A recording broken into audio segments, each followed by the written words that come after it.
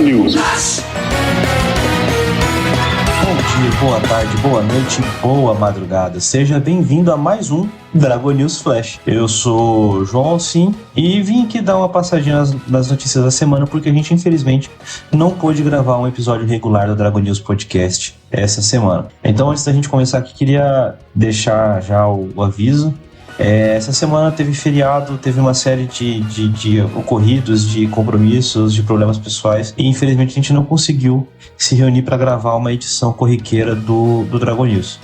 A gente pede desculpa por isso aí, mas a gente vai fazer o possível para que na próxima semana esteja tudo normalizado e a gente volte, tá?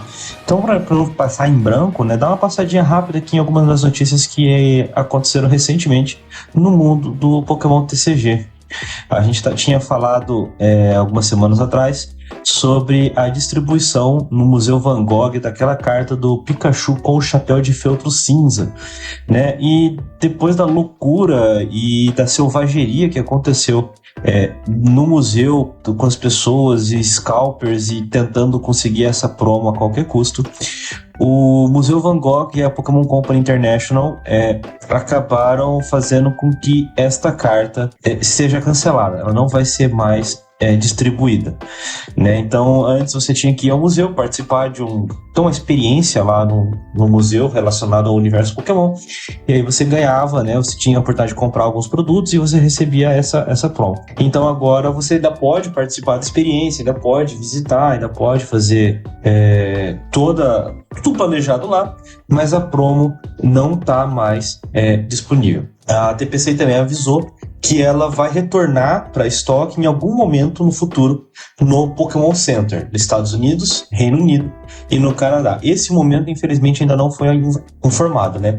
Mas quando voltar, a princípio, nas compras a partir de $30, você vai receber uma carta promo do Pikachu com chapéu de feltro cinza. Seguindo aqui sobre cartas, né? A gente teve algumas revelações. Foi revelada uma linha evolutiva da Tinkaton, que vai ser na coleção Future Flash no Japão.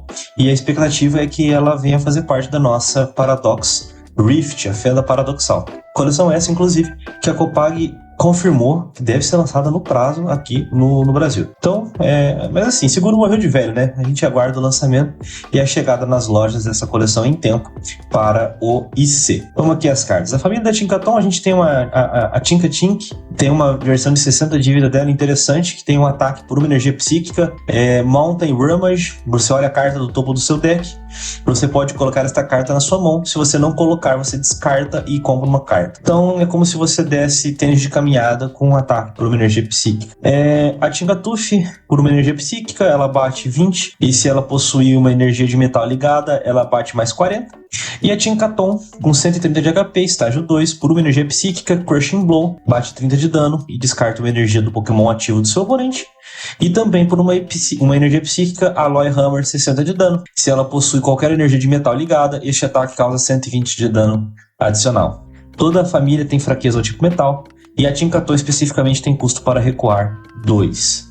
Eu achei uma carta assim meio fillerzinha, apesar da arte bem maneira, do Keishiro Ito. É uma bem memezinho, bem qualquer coisa. Mas o que não é qualquer coisa é o Tatsugiri. O Tatsugiri foi revelado, eu achei com bastante potencial. Então vamos a ele. Tatsugiri é um Pokémon do tipo dragão com 70 de HP, básico, por uma energia de água, Water Gun, 20 de dano, e por 2 energias incolores, Survival Strategy. Procure no seu baralho por até 2 cartas e coloque-as em sua mão. Então, embaralhe o seu deck. Você pode trocar este Pokémon por um dos seus Pokémon no banco.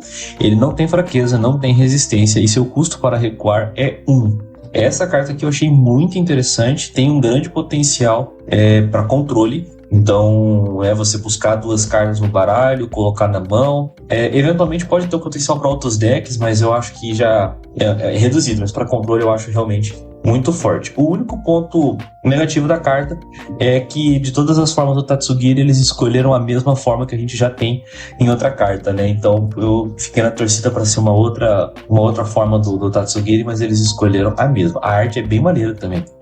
Então dá uma olhadinha depois que é bem interessante. Também foi revelada uma linha evolutiva do Crobat. Essa eu achei bastante interessante porque a família é toda do tipo noturno, mas eles puxaram as fraquezas relativas ao tipo voador do Crobat. Crobat.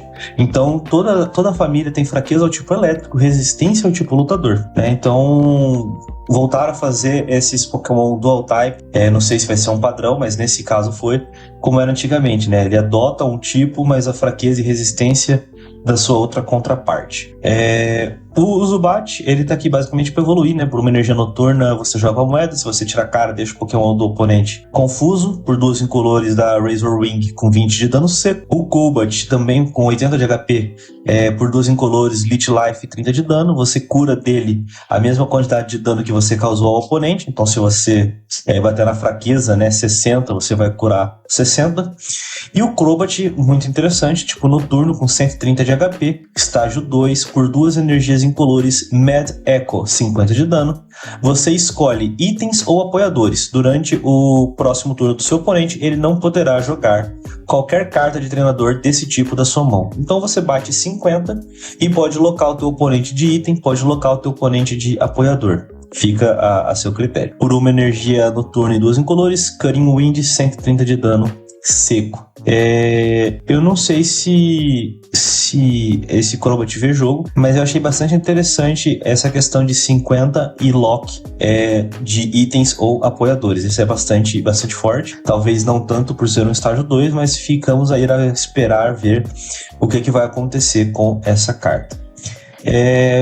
Também foi revelada uma carta do Morpeko. Esse Morpeko eu achei muito interessante. É aquele Morpeko com fome, né? Então a carta do tipo noturno, aquele Morpeko que é preto e roxo, um cinzinho escuro, né? Ele tem 70 de HP básico e ele tem a habilidade Hungry Dash. Se este Pokémon não possuir energias ligadas a ele, ele não possui custo para recuar. Por 2 energias noturnas, Energy Will, 70 de dano.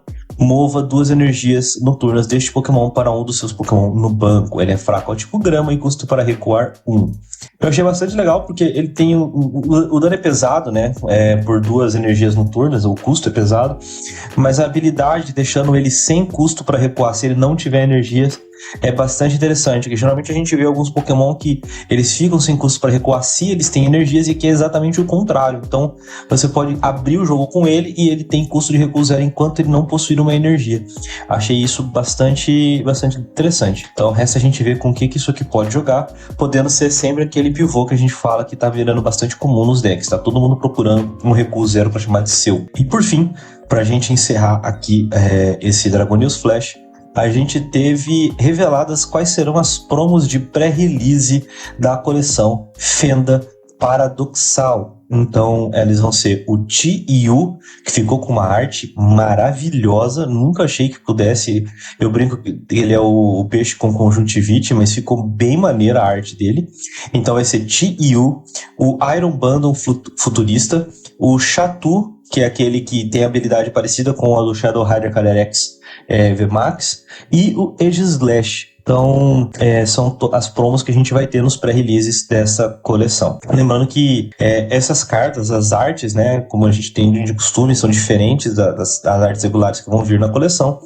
E todas as 4 artes das promos de pré-release de Fenda Paradoxal não saíram no Japão ainda, então a expectativa é que ela saia lá na coleção Shiny Treasure, que estão dizendo que o boato, e aí, vamos lá, é boato, não é informação, que deve ter alguma coleção mini set em janeiro aqui no ocidente, provavelmente com cartas da Shiny Treasure, tá?